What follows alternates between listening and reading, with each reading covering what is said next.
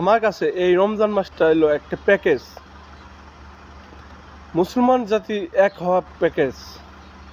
আপনার মতে যাই হোক, আমার মতে এটা দেখেন, এই রমজান মাসে ফজরে অনেকেই উঠতে পারে না এমনি, কিন্তু এই রমজান মাসে ফজরে উঠতে পারে, তা আগেই উঠে অনেকেই তাহাজ্জুদও পড়ে সে এই খেয়ে বা খাওয়া আগে, এবং ফজরের নামাজ পড়ে ঘুমায়। এই রমজান মাসটা পুরো বিশ্ব একসাথে হয়। ধনী গরিব সবাই রোজা থাকে।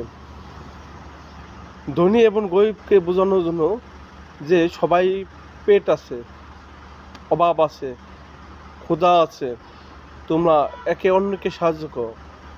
এই মাসে জাকাত ফরজ হয়, যেন সবাই যেন জাকাতটা দেয়, বড় লোকটা।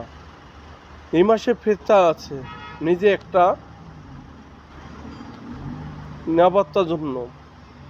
আল্লাহ তাআলা আপনার দেহের কাছে একটা হক পায়, সেই ফিতরা গরিবদের জন্য দেয়। সকল মুসলমানের জন্য এই ফিতরা দেয়।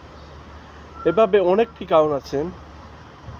এই রমজান মাসে এক আত্মীয় ইফতার একসাথে করে, যেটা অন্য সব সময় অনেক সময় করে না। মসজিদ হোক, একটা অনুষ্ঠানে হোক, যেখানেই হোক, সেখানে ইফতার মাহফিলে সবাই একসাথে যায়। তখন সকলের সাথে আন্তরিকতা বাড়ে,